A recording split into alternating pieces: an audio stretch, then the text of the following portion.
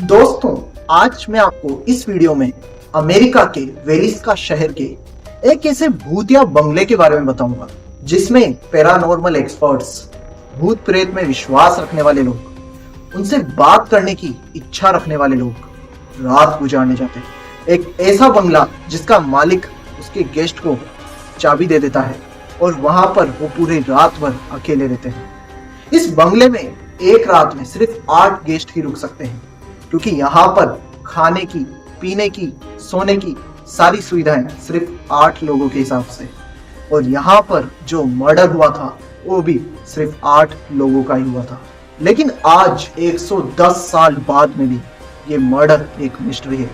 अभी तक ये नहीं पता चला है कि इनका हत्यारा कौन था या फिर कोई हत्यारा था भी कि नहीं, क्योंकि कई लोग तो इसका कनेक्शन भूत प्रेत से जोड़ते हैं।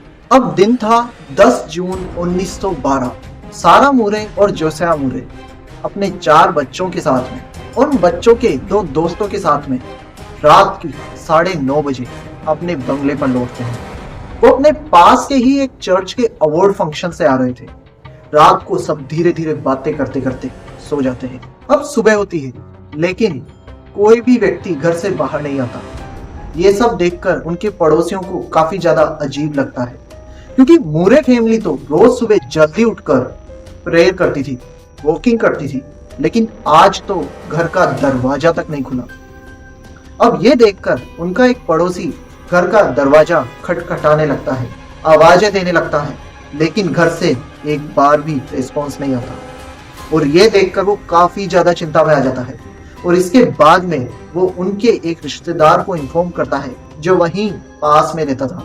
अब जैसे ही वो रिश्तेदार घर के पिछले दरवाजे से अंदर घुसता है तो जो वो देखता है उसको देखकर उसके होश उड़ जाते हैं।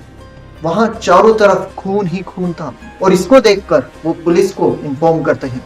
अब जैसे ही पुलिस इन्वेस्टिगेशन चालू करती है तो पता चलता है कि सभी लोगों को नींद में ही मार दिया गया, सिवाय एक बच्ची के जो उस समय जाग गई थी, और इसीलिए उसके शरीर पर हमले के निशान अलग अलग जगह थे। और वहीं पास में एक हथौड़ा रखा हुआ था, जिससे साफ पता चल रहा था कि इस हथौड़े से ही बार बार हमला करके बड़ी बेरहमी के साथ इन सारे लोगों का मर्डर किया गया था। यहाँ से इस केस की इन्वेस्टिगेशन चालू हुई। धीरे धीरे ये खबर जब पूरे शहर में फैली तो लोगों में काफी दिलचस्पी जाग गई। वो ये जानना चाहते थे कि आखिर इस घर में क्या हुआ था। अब इस घर के बाहर एक फोरेंसिक साइंटिस्ट ने एक बोर्ड लगाया था कि आप भूल कर भी इस घर में मत जाना, क्योंकि अंदर जाने के बाद में आप एक ऐसा नजारा देखोगे जिसे आप मरते दम तक भूल नहीं पाओगे और खुद को कोसते रहोगे कि आखिर आपने ये नजारा क्यों देखा। लेकिन इसके बाद में भी लोग नहीं रुके और वो अंदर गए और इसके कारण काफी सारे सबूत डिस्ट्रॉय हो गए। अब इस केस में काफी सारे सस्पेक्ट थे, लेकिन उन सब में सबसे ज्यादा बड़ा सस्पेक्ट था केल। केल 10 जून की रात उसी शहर में था और वो अगले दिन सुबह ट्रेन से 5 बजे दूसरे शहर में गया। साथ ही जब ट्रेन के पैसेंजर से पूछताछ की गई तो पता चला कि केल ने उन्हें यह बताया था कि इस शहर में एक ऐसा घर है जहां पर 8 लोगों की लाशें हैं, जिनमें से 6 लाशें बच्चों की है। अब यह खबर उस टाइम तक न तो मीडिया में थी और ना किसी को इसके बारे में पता था, तो फिर केल को ये सब कैसे पता था? और इन सब चीजों के कारण केल को पुलिस ने पकड़ लिया। अब पुलिस ने जैसे ही केल से इन्वेस्टिगेशन करी तो केल ने तो खुद ही मान लिया, हाँ मैंने ही उन्हें मारा है, ऊपर वाले का हुक्म था और मैंने ऊपर वाले की इच्छा पूरी की। पुलिस को लगा कि उनका काम तो बहुत ज्यादा आसान हो गया। अब इसके बाद में जब केल को अदालत के सामने पेश करा जाता है तो उसकी मेंटल हेल्थ रिपोर्ट भी पेश करी जाती है, क्योंकि उस रिपोर्ट के अकॉर्डिंग वो मेंटली बीमार था, तो कोर्ट ने उसे बरी कर दिया। इसके बाद में भी पुलिस ने उसे कई बार पकड़ के कोर्ट के सामने पेश करा, लेकिन कोई डायरेक्ट लिंक ना होने के कारण और उसकी मेंटल कंडीशन को देखते हुए कोर्ट ने उसे हर बार बरी कर दिया। इसके बाद में भी अलग अलग लोगों को कोर्ट के सामने पेश करा, लेकिन कोई ठोस सबूत ना होने के कारण किसी को भी इस केस में सजा नहीं मिल पाई। अब धीरे धीरे जैसे जैसे वक्त बीतता गया, ये कत्ल एक मिस्ट्री बन गया। जो भी लोग इस घर के अंदर गए उन्होंने अपनी अपनी कहानियां सुनाना चालू कर दिया। और देखते ही देखते ये बंगला एक भूतिए बंगले के तौर पर फेमस होने लगा। जो भी घोस्ट हंटर्स थे, पैरानॉर्मल एक्सपर्ट्स थे, भूत प्रेत में विश्वास रखने वाले लोग थे, वो इसमें काफी ज्यादा दिलचस्पी लेने लगे। और ये देखते हुए एक बिजनेसमैन ने इसे खरीद लिया और उसने कहा कि इस बंगले में एक रात में 8 लोग रुक सकते हैं अपनी जिम्मेदारी पर। उन्हें चाबी दे दी जाएगी और वो यहाँ पर रात में जो करना चाहते हैं वो करें।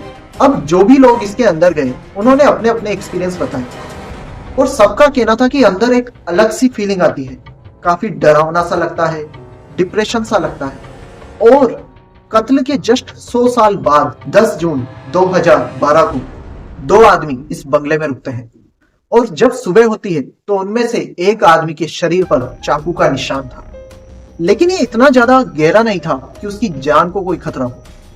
अब ये भी एक पहेली है कि उसके शरीर पर ये निशान आया कैसे।